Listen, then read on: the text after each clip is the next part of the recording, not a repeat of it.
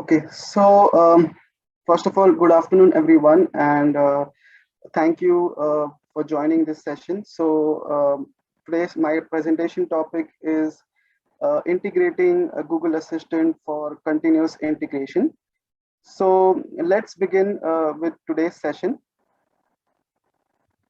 Okay, so a quick introduction first about myself. So my name is Karan, and I'm from India, and I'm working primarily as an Android mobile developer for the last 5 years now.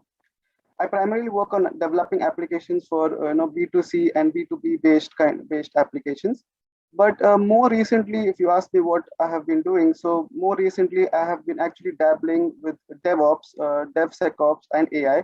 So these are something that I have been working more recently. And apart from being passionate about technology, I also love writing poems, traveling to different places across the globe, and meeting new people. So that is also something that I like to do. So that's about me in a nutshell. Now, coming to our topic, but before that, there are three important things that, before coming to the main topic of the presentation, there are three important things I would like to brief you about. So, so all of you, I think, might have heard of these terms or might have come across these terms in your day-to-day life. If you're working as software professionals, I think these terms are used, almost every day. So, what are these three terms, or what are these three terminologies that I would like to explain to you as well? So, the first is about agile development. Now, agile development, needless to say, the term agile has been there ever since the Agile Manifesto was first introduced, 2 decades back, and it has been helping software development, to be made much more easier. So agile development is now, it is said that agile development is winning. Now, why exactly is that said? Because agile development, it not only helps to help you to produce a better quality product, but also it helps to improve the efficiency. It also helps to make possible the main thing, which is basically incorporating change in a software. So that is something that agile does very properly, and it is predictable, it is flexible, and it is transparent. So this is all some qualities that an agile software model has.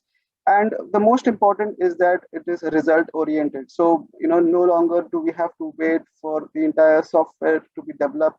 We can always see the versions of the software at after various sprints. So that is basically one of the good advantages of agile development.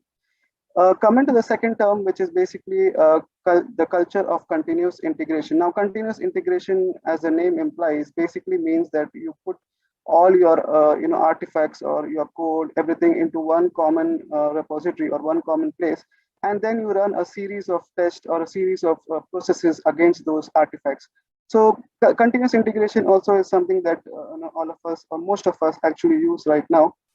Now, why continuous integration also is evolving? Because a lot of our code, a lot of our repositories are now placed at a centralized location, and then we need to run all those tests to make sure that we produce a good quality software. So the culture of continuous integration also has been evolving, and we are always striving to apply the best practices in terms of software development to our continuous integration pipelines as well.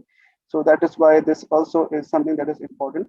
Now, these two terms, I think most of you are might be aware, and one can talk a lot about these two terms. But what I'm personally excited about talking to you today is about the third term, basically, that is voice first technologies. Now, voice first technologies are also something that has come up, and it has been there for long, but then people have now started exploring it in a very different manner.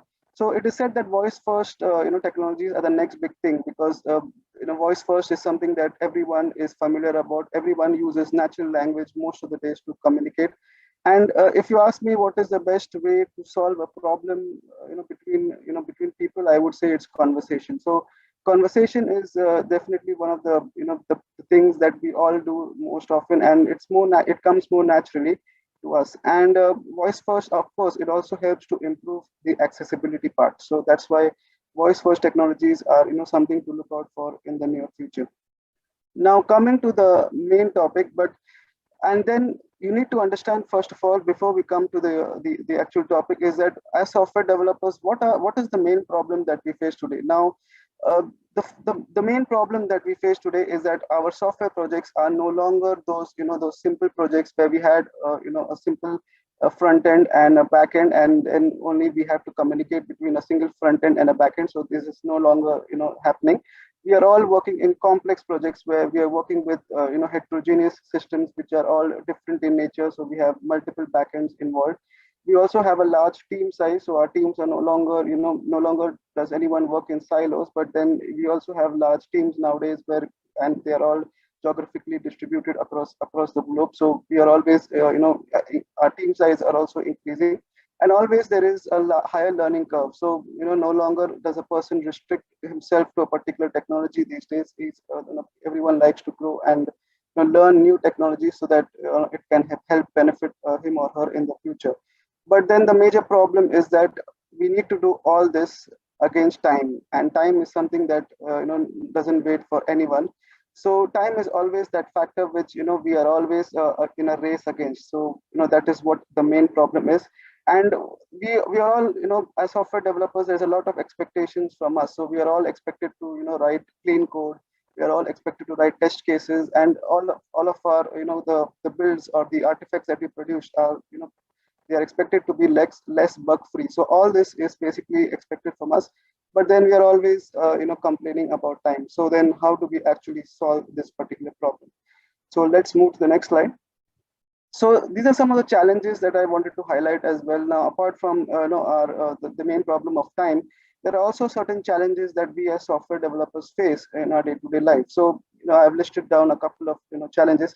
So I'll go through them, maybe one or two of them, and explain to you. So the first challenge is about dependency and communication among members within cross-functional teams. Now, cross-functional teams are basically those teams where you have people belonging to different backgrounds. Like, for example, you can have, a sales representative, a marketing expert, a tester, a developer. So there will be like a UX designer. So there will be like people belonging to different backgrounds. So in such a kind of a situation, your dependency, there is always some sort of dependency that exists between team members, because a tester would obviously depend upon the developer, because once only he, sends his build or sends a version for testing, he can only start testing. And whereas in terms of the UX design, a developer can only start developing the screens once the UX design has been finalized.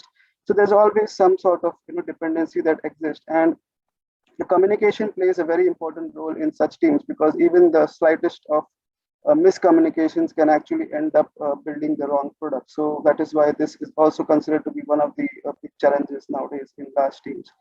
The second one is basically about the time and cost metrics involved in developing web portals. So nowadays, a lot of the organizations basically involve a lot of, or spend a lot of time in developing enterprise web portals. Now these portals, although they are, designed using the latest technologies and, the stacks over there, but then over the time they prove to be, they prove to be just there, and there is no enhancement or no, redesign done. So they are just developed for, one particular task or one particular functionality, but then over the years they prove to be, I would say, not much useful in that case. So there is always, we spend a lot of time in developing this portal, but at the end of the day it's not worth it. The third thing is about, feedback. So we all need to have instant feedback, right? So when we use technologies like mobile phones and all, we need to get immediate information, and then we need something that could give us all this information without, us asking. So we don't like, none of us like manual intervention, right? So we are all in the age of automation. So automation is something that has, come up, and it is, quite prevalent in the world today. So why would actually someone go for manual intervention? So this is something that we all need, right? And then personalization and user experience again also has a very important role to play, because each one, requires, personalized or a good user experience. So that is something also that, one needs. And the last is basically about organizational culture. So this is also something that I would talk about maybe in the coming slides. So what is the proposed solution? So basically, to solve these problems, what I, came up with is basically a solution that uses natural language and uses voice-based communication. It also basically leverages the underlying CI/CD framework. So basically, that exposes certain APIs to basically build and, generate reports much faster. and it leverages basically AI technology. So AI basically is used to communicate and create meaningful conversations with the end user. So this is basically about the solution. So I'll basically quickly move to the actual solution. So this is basically the architecture of the solution. So you can see there is, there are two building blocks. One is basically an intent matching kind of an integration module, and there is a fulfillment module. So the integration module consists of intent matching and webhooks. So I'll basically explain this once I'm giving a demo. And there is a fulfillment module basically which consists of webhooks, webhook services, and your RESTful APIs. So for this example, basically I'm using Jenkins. So Jenkins basically is a popular, CI framework which is out there and it's open source. So anyone, if someone who would like to try it can also try it using Jenkins as well. So I will actually move to a demo now. So I have a solution video that I have prepared, which I would like to show you. And doing that, I will explain the concepts of intents. So now you can see this is a video. So this is basically the agent that is running. So this is a simulation of the agent. So now what you could see is that I would actually type or send across my query to the agent. So in this case, it's basically an intent that I'm basically that is my expression. So the intent is basically how many jobs are running. So this basically goes to the webhook. So there is a webhook that is in place, which will basically take this particular intent and then send it to our Jenkins or our API basically, and through the API it will go to Jenkins. So now the reply is that there is you have one job in the pipe. So basically it has said that you have one job, and now it's basically asking. So basically I want to start that job. So basically in this case, my job name, I would say start job followed by the job name. And once I specify the job name, it would actually start the build for me. So I can verify that by going to Jenkins itself. Okay, so this is basically the Jenkins console.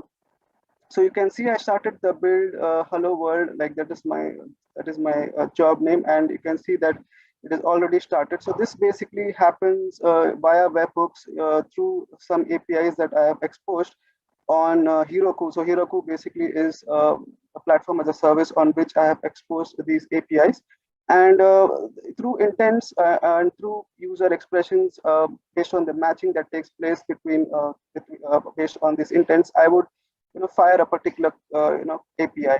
So now basically I'm waiting for the job to complete. So you can see that the job is in progress, but till now it's not complete. So at any point of time, I can also query the agent, which I did right now, and asking him for the job status. So so right now, let's wait for the job to be complete. So I'll go a little forward. So you can see now the build has completed. So once the build has completed, I can also ask the agent about the job status. So it will say that it has been completed. Okay, so you can see that it has said that the last build was successful. Now, based on this, you can do a lot of actions. So either you can, send an email report, or you can, maybe, if there is any issues, you can raise a ticket in Jira, or you could do any kind of custom actions as well based on your requirements. So in this case, I have sent an email, and the email basically will specify that, this job was completed and what was the status of the job. So that is basically how this agent is working. Now, coming to our presentation. So the end of talking about the main part basically, which is about the webhooks and the webhook service. So this is basically something that I have used Dialogflow. So I have used Dialogflow basically to create my intents and to basically connect the webhooks to this intents. And there are some user expressions that I have defined using Dialogflow as well. So this is basically the whole architecture. Now, what are the benefits of this solution? Of course, it not only helps to have this natural user like voice-based interaction, but it also helps to extend to other frameworks. So if in future, if you plan to use, instead of Jenkins, if you plan to use any other CI framework like Circle CI or Travis CI, you can easily replace it, and the APIs would still remain the same. So basically, there is not much customization required. And being voice first, you can actually talk to it using natural language. That is also one of the advantages. And basically, it helps to give a quicker transition basically among team members in your project. So that is basically the advantage. Now, the future scope, of course, of this kind of a solution would be to improve it in terms of the accuracy. So that is something that there's a lot of research already going on that. So yes, that is also something that I'll be working on. So basically, to improve the conversations that happen, and security again will be an important part where you need to validate or authenticate the user before he does certain task in the pipeline. And I think going forward, one can also expect this to have to be on wearable devices. So right now we have a lot of smartwatches as well, which comes inbuilt with Google Assistant or certain voice assistants. So the future would be to include them in as much as devices as possible. So that's it from my side. So these are the few references based using which I based on my presentation today.